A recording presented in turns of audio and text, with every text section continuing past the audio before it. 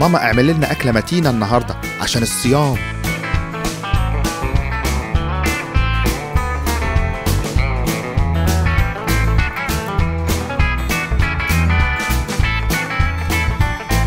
وليه مدحت مش بيشتم زي عوايده؟ أصل الصيام ابتدى النهاردة.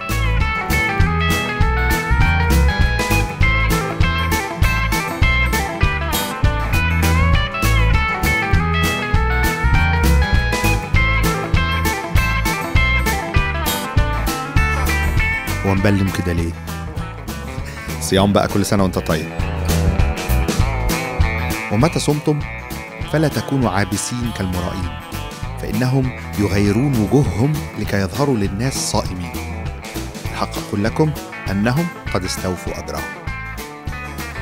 وأما أنت فمتى صمت فادهن رأسك واغسل وجهك لكي لا تظهر للناس صائما، بل أبيك الذي في الخفاء، فأبوك الذي يرى في الخفاء يجازيك علانية.